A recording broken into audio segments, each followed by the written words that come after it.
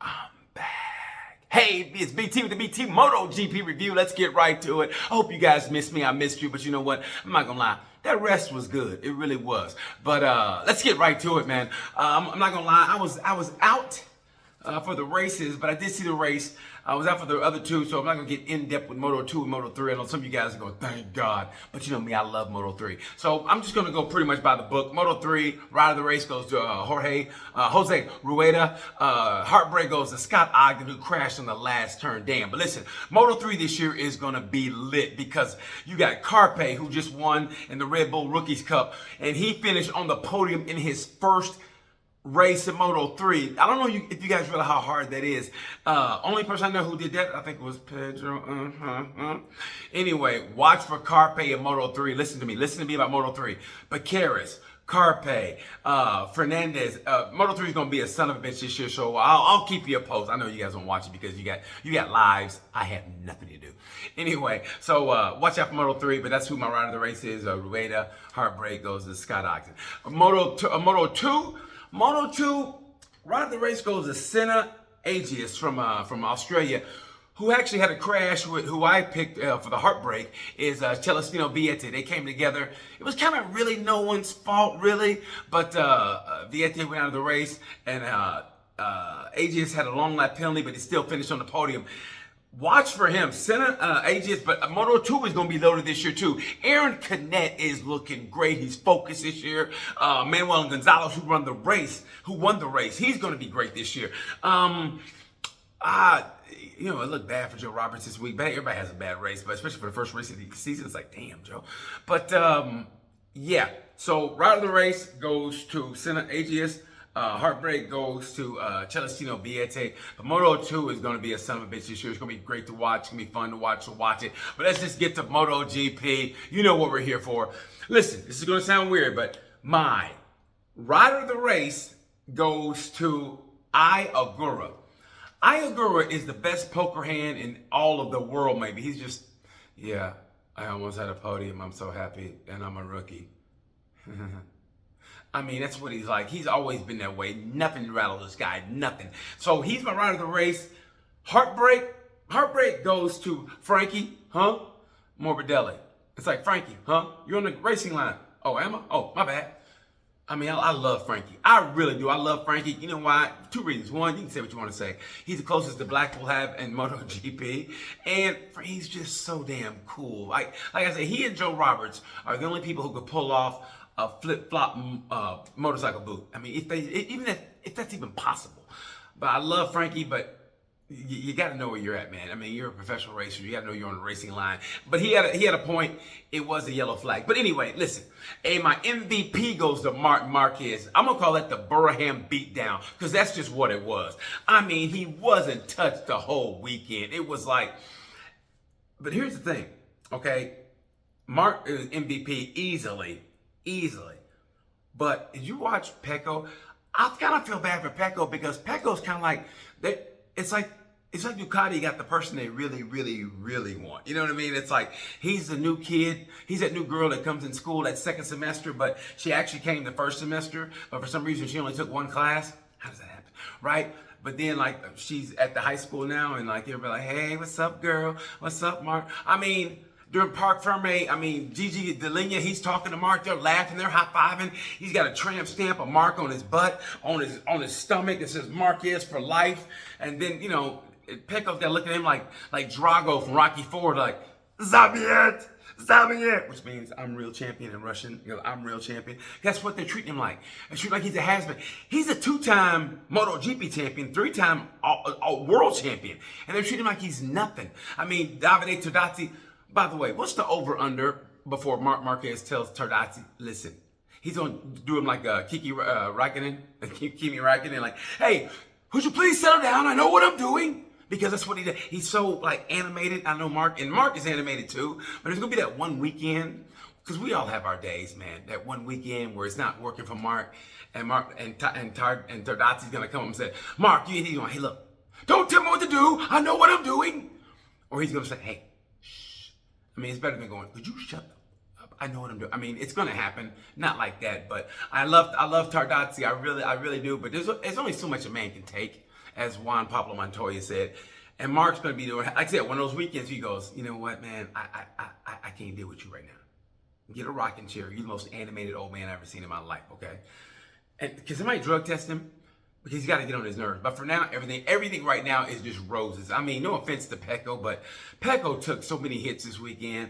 I mean, people are talking about how Agura was on his ass, and then he's got to get to Parc Ferme. And then not only do you get beat by your rival, you get beat by your rival's brother.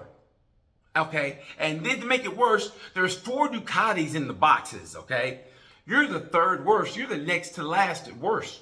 Matter of fact, the only person who did worse than you, Pecco, was a rookie. I mean, if you want to look at it that way, I mean, you can be a smart ass and look at it that way. But so I kind of feel for Pecco, I really do, because man, they were all just kissing Mark's ass, and Mark's got that swagger. He's walking like Conor McGregor to a bike. He's just, you know. And then Pecco starts to talk in the press conference, and Mark is like, "Who the fuck is this guy?" And then they all start laughing, and Pecco's like, I hate this team. And then even if he's told Tardazzi or Gigi, you know what, I think I'm leaving. And they'll go, you know what, that's fine, but where are you going to go? We got the best bike on the grid. You going to go to KTM? They ain't got no money. I saw him on the end of Expressway going, we'll race for food. I mean, so what are you going to do?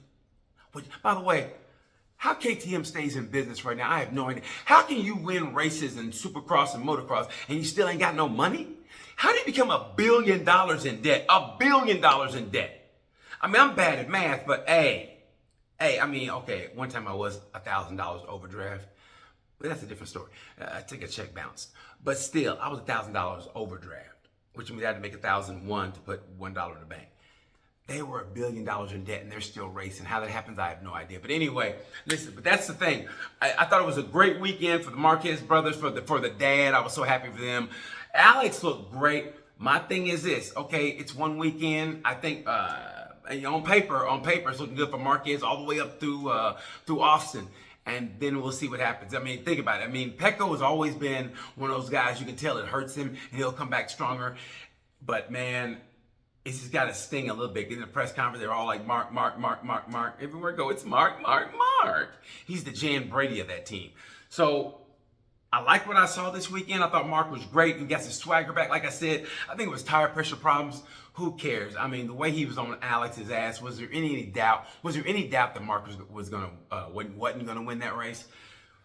Overall, I give the racing a B, to be honest. Even Moto3, which produces great racing, and during the race it was great racing, but at the end of the day, you know, Moto3 wasn't really Moto3, but maybe it was just hot. It was, maybe because it was just hot, but I give the overall racing of all 3 classes a B. And I give the MVP to Marquez. Rider of the race goes to Ayagura, but I wanted to give it to Enea Bastianini. He started 20th and ended at 9th. Which means he moved up a lot of places. I'm bad at math. I went to public school. So Enea is getting the bike a little bit. Maverick wasn't in the points, but I think they're going to get better. The one I was really disappointed in was Bezzecchi and Quartararo. From what we heard about what Quartararo was going through in the bike. So, but it's not over yet. It's one weekend. One weekend is not a whole season. They got 21 more of these to go. So it's going to be great racing. I'm looking forward to it. I want to know what you guys think. What overall grade do you give the racing? Do you disagree with my MVP? As far as like, my MVP is Marquez, rider of the race, Agura. If you disagree, tell me who you tell me who you think it is. Like I said, I feel it's between Agura and Bastianini. But that's how good Marquez is. He swept everything. He did the Triple Crown. Pole, the race, and the sprint race. He won them all and made it look effortless. That's why it looks like, you know, like it was. That's why I'm not giving him the credit he deserves, but he deserves the MVP and rider of the race. But I give it to Ayagura. He's a rookie, and Honda Aprilia needed new blood, and that's great. But yeah, Jorge Martin's going to come back when? We don't know, but when he does, I think that'll help also with the racing. And listen, I never want anybody to get hurt. I don't want anybody to crash at all, but I kind of wish Marquez would have, after the race, went to Pedro Acosta's paddock and go, keep my name out your sophomore mouth.